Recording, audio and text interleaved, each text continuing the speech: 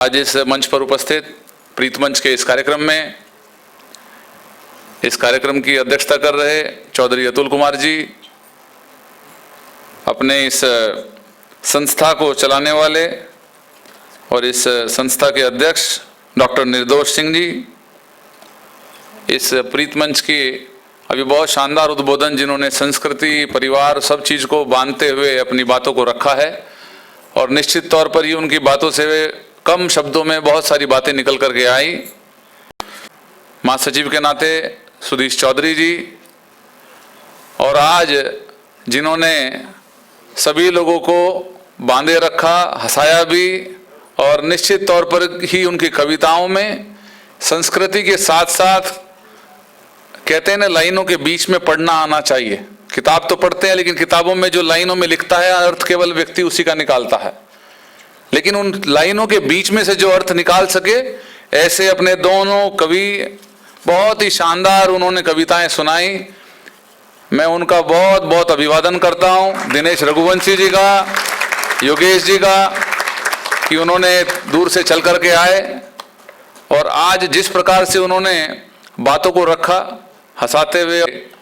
इस कार्यक्रम में समाज के सभी प्रमुख, सभी क्षेत्रों के लोग, इसमें डॉक्टर्स भी हैं, इंजीनियर्स भी हैं, मुझे लगता है कि सेना में काम करने वाले लोग भी रहे होंगे जो रिटायर हुए हैं अभी। चौधरी साहब झोड़ी गांव से, बागपत जनपद से चौधरी राजपाल जी, वो आए जब जानकारी लगी कि किस प्रकार का समाज सेवी का काम उन्होंने किया, कि इस हम लोग कहते हैं पंक्ति में खड़े हुए अंतिम व्यक्ति, अंतिम बालक की चिंता करना। जब उन्होंने कहा एक गांव के अंदर जो गाय की, भैंस की धार कर निकालने वाला एक बालक, एक ऐसी बच्ची, महिला, बेटी जो चूल्हे पर रोटी सेकती है, एक बच्चा जो सानी करता है, जब हम कल्पना करते हैं देश की, तो वह पंक्ति में खड़े हुए अंतिम गरीब, शोषित, पीड़ित, वंचित व्यक्ति की श्रेणी में आता है। और उसके मन में यह कभी नहीं कल्पना होगी कि इस देश के अंदर कि कभी मैं भी शूटिंग के माध्यम से, खेल के माध्यम से अपने गांव का, अपने परिवार का, अपने समाज का नाम रोशन करूंगा, और मैं भी हवाई चप्पल में काम करते हुए मेरे भी मन की इच्छा ये हो कि मैं भी हवाई जहाज की यात्रा करूं। ऐसा काम करने वाले मैं चौधरी राजपाल सिंह जी का बहुत बहुत अभिवादन करता हूं।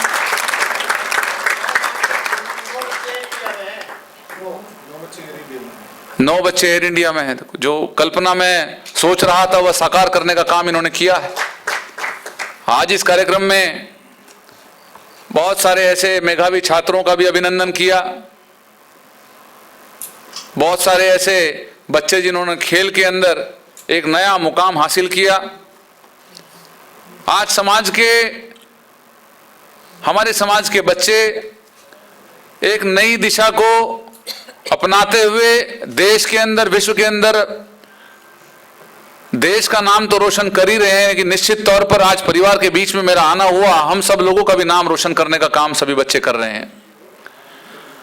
अभी पूर्व में बोलते हुए वर्ल्ड किस प्रकार से, किस दिशा की ओर चल रहा है,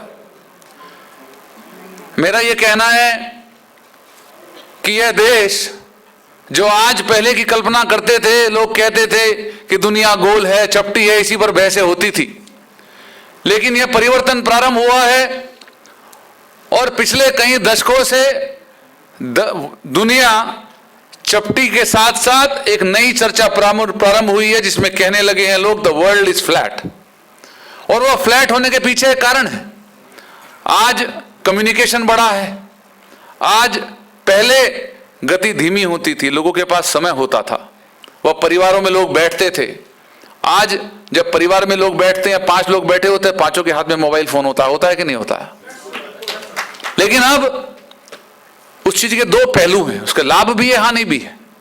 लाभ ये है कि स्पीड बढ़ी है, टेक्नोलॉजी बढ़ने से स्वास्थ्य सेवाएं बढ़ी हैं, तो में आए, लेकिन गांव में पढ़ने वाला बच्चा, उसके मन में होता है कि मैं भी जोड़ी गांव से निकल करके, मैं भी बागपत के गांव से निकल करके, मुरादाबाद, बुलंदशहर के गांव से निकल करके शहर में जाऊं और अपने गांव का नाम रोशन करूं।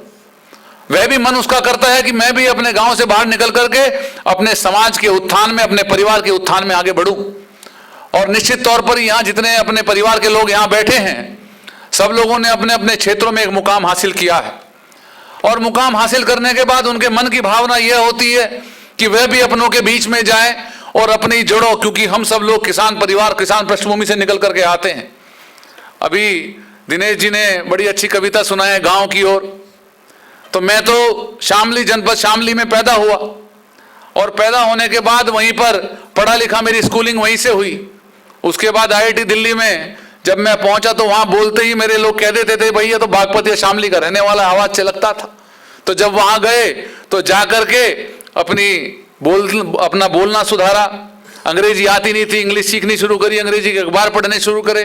मैं यह बात इसलिए बता रहा हूं कि जब पूर्व के वक्ता और हमारे कवि अपना उद्बोधन, अपनी कविताएं प्रस्तुत कर रहे थे, तो मुझे अपनी पुरानी बातें याद आ रही थी, और पता भी नहीं लगा कब मेरे को 2-3 घंटे निकल गए। और वहां पर रहते रहते मैं B.Tech का छात्र था। अपने क्षेत्र में, अपने इंजीनियरिंग डिपार्टमेंट में काम करते हुए, पढ़ते हुए मेरा प्लेसमेंट हुआ, मुझे अमेरिका जाने का सौभाग्य प्राप्त हुआ और देश का नाम रोशन किया। और वहां पर जाने के बाद जब काम किया तो 4-5 वर्ष 2005 तक मैं वहां रहा। लेकिन वहां रहते रहते मन में यह कमी अखलती थी कि किस प्रकार से अपने राष्ट्र प्रेम, अपनी राष्ट्र भावना के साथ देश सेवा में, अपने देश में किस प्रकार से योगदान दे सकूं। वही मन का भाव वापस खींच के ले आया। और वही बात जब ये कह रहे थे कि गांव की ओर, तो वहां से चल करके, और अभी कहा था इन्होंने कि वहां पर जाने वाले लोग वापस नहीं आते। और आज मेरे बैच के बहुत सारे ऐसे लोग हैं जो कैलिफोर्निया में हैं, न्यूयॉर्क में हैं, ऑस्ट्रेलिया में हैं, रूस में, रशिया में है, फ्रांस में, जर्मनी में हैं, विश्व के 180 देशों में हैं। और जब 1996 में जब मेरा एडमिशन हुआ था, तब केवल 7 IITs होती थी। आज चूंकि मैंने अभी कहा, वर्ल्ड इज बिकमिंग फ्लैट, और उसकी वजह से, स्पीड बढ़ने की वजह से, आज देश के बारे में जब चर्चा होती है, 2000 की मैं बात बताता हूं। न्यूयॉर्क के एक ग्रुप में चर्चा होती थी, जब हिंदुस्तान की बात होती थी तो लोग कहते थे यह तो थर्ड वर्ल्ड कंट्री है, यानी कि विकसित देश की श्रेणी की तो बात